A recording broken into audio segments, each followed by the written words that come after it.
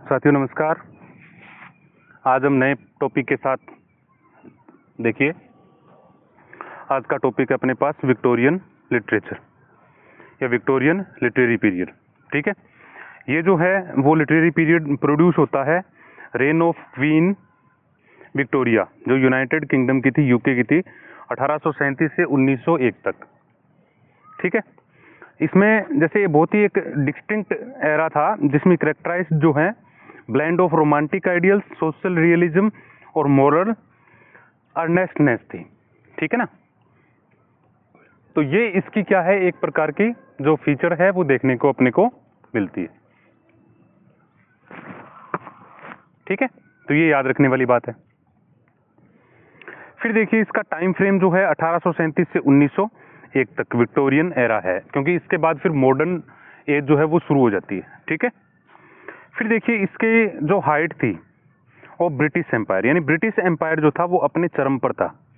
Industrial, political और economical जो विस्तार था वो बहुत ज्यादा था उनका।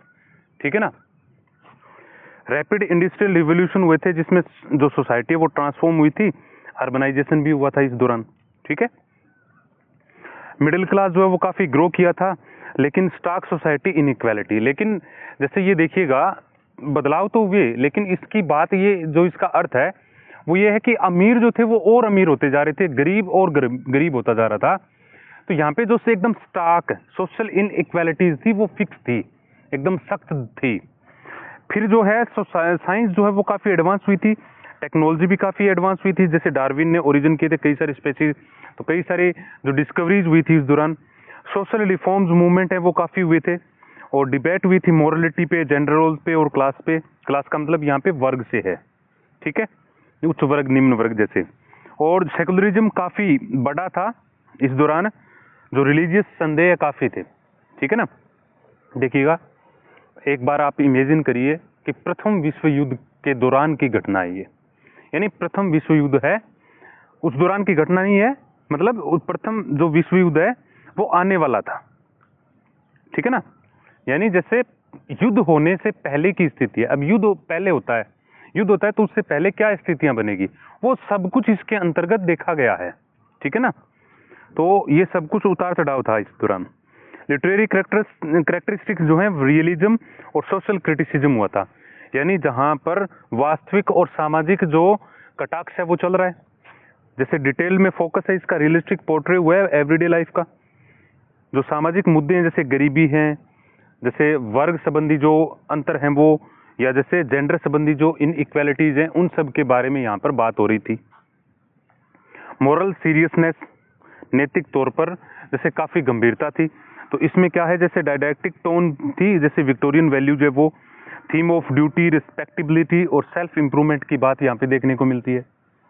फिर इसके बाद आता है कॉम्प्लेक्स करेक्टर्स, यानी करेक्टर जो थे वो काफी कॉम्प्लेक्स थे, जटिल थे, जिसमें साइकोलॉजिकल डेप्थ, मोरल डायलमा यानी दुविधाएं वगैरह थी, और इसमें इटर्नल कन्फ्लिक्ट जो हैं वो भी अपने को देखने को मिलते हैं।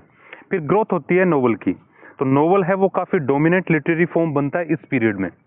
ठीक है ना, विक्टोरियन पीरियड में, accessible to a broad audience. और जैसे सीरियलाइजेशन, सीरियलाइजेशन का मतलब होता है जैसे एपिसोड के तौर पर जैसे देखने को मिलता है। मैगजीन जो थी वो काफी पॉपुलर थी यहाँ पे। यहाँ पर जो इंटरेस्ट था साइंस और उसकी प्रोग्रेस पे वो काफी देखने को मिलता है अपने को। ठीक है, इसमें जो लिटरेचर है वो रिफ्लेक्ट करता है टेंशन, फैथ और साइंटिफिक डिस्कवरी के बीच में। और डाइवर्स जेनर थे, जैसे realistic novel, Gothic fiction, poetry, drama, ऐसे जितने भी जो प्रकार आए हैं लिखने के वो सारे इस दौरान अपने को देखने को मिलते हैं। ठीक है, फिर है मेजर जो वर्क हैं वो, जैसे चार्ल्स डिकन्स है, ओलिवर ट्विस्ट, डेविड कॉपरफील्ड और ग्रेट एक्सपेक्टेशन, ये काफी अच्छे हैं, यही पूछे जाते हैं। यानी सामान्य तरीके से अपने देखें तो जैसे अपने देखें सेकंड ग्रेड के लिए, सेकंड ग्रेड में हम कितना पढ़ते हैं, जैसे ग्रेजुएशन के दौरान लिटरेचर कितना पढ़ते हैं, उस लेवल की बात होगी, तो उस लेवल में तो ये खूब सारा है। ठीक है ना, जॉर्ज इलियट जैसे मैरी एन इवांस जैसे मिडिल मार्च और the mile on the flows जो है वो देखने को मिलता है। फिर अपने पास आया जैसे टॉम सार्डी का Tess of d'Urbervilles, far from the madding crowd. फिर जैसे यहाँ पे शैर्लोट ब्रोंटे, जो ब्रोंटे सिस्टर है ना, क्योंकि यहाँ पे ऊपर जैसे ये मार्क हुआ है तब इसको बोला जाएगा। तो ये जॉन आयर्स जो इन्होंने लिखा है, एमिली ब्रोंटे वुदरिंग हाइट्स, और Elizabeth Gaskell North and South, Mary Barton लिखा है। एंटनी ट्रोपी जो है उन्होंने लिखा है Barchester Tower at the way we live now, तो ये अपने को देखने को मिलता है। फिर पोइट्री आई, तो पोइट्री में अल्फ्रेड लॉर्ड टेनिसन, इन्होंने the memoriam, the charge of the light bridge लिखा है, तो ये याद करने हैं भाई। रॉबर्ट ब्राउनिंग ने ड्रामेटिक मोनोलिग्स लिखे हैं, जैसे द मालास्ट डचेज, तो फर्स्ट ग्रेड के सिलेबस में है ये। फिर उसके बाद आता है मैथ्यू अर्नोल्ड, जिन्होंने डोवर बीच लिखा, एलिजाबेथ बैरेट ब्राउनिंग, जिन्होंने सोनेट फ्रॉम द पुर्तगीज लिखा है। तो ये सारी चीज अपने पढ़ा के आते हैं, तो ये ध्यान रखना है। फिर आता है जैसे drama and essays, Oscar Wilde ने the importance of being earnest, comedy of manners है, तो ये भी पूछ सकता है कि ये क्या है और ये कैसे है, ठीक है। फिर है George Bernard Shaw, GB Shaw, जैसे लेट विक्टोरियन में अंत में आते हैं ये। सोशल क्रिटिक थ्रू ड्रामा, यानी इनके जितने भी वर्क हैं वो सामाजिक तौर पर कटाक्ष किए गए हैं, ठीक है।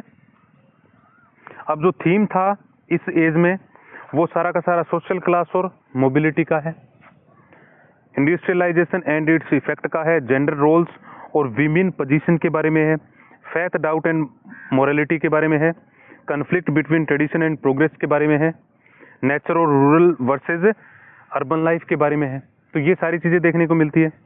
फिर आता है लिटरेरी टेक्निक, इसमें रियलिस्टिक डिस्क्रिप्शन हुए हैं सारे के सारे, सिंबोलिज्म और आयरनी है, कॉम्प्लेक्स साइकोलॉजिकल और रिच करेक्टर काम में लिए गए हैं, और सीरियलाइजेशन इन नॉवेल्स, यानी नॉवल से सीरियल, सीरियल का मतलब जैसे एपिसोड के तौर पे जैसे देखने को मिलते हैं। ड्रामेटिक मोनोलॉग इन पोइट्री, तो ब्राउनिंग की जो पोइट्री उसमें देखने को मिलता है। इसके बाद देखें अपने विक्टोरियन लिटरेचर जो है, उन्होंने जो मॉडर्न नॉवेल्स हैं और पोइट्री फॉर्म्स है उनको एक शब्द प्रदान किया, यानी उनको फिक्स कर दिया कि हाँ ऐसे लिखना होगा आपको, क्योंकि विक्टोरियन के बाद क्या आता है, मॉडर्न पीरियड आता है, तो ऐसे। Reflected and influenced social reforms, जो सोशल रिफॉर्म्स है वो काफी आपको क्या है, जैसे इन्फ्लुएंस्ड और रिफ्लेक्टेड दिखती है।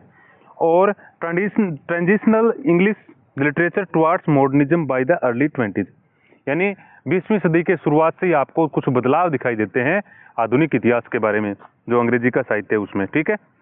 और इसी के साथ ये पॉइंट अपना जो है ये पिन पॉइंट है भाई, ये जो बात हम पढ़ रहे हैं एकदम पिन पॉइंट है, इनसे इसको अगर आप देखोगे तो बिल्कुल एक्यूरेटली आपकी समझ बनेगी और उससे हम आगे पढ़ने की ओर प्रेरित होंगे, ठीक है। Thank you very much.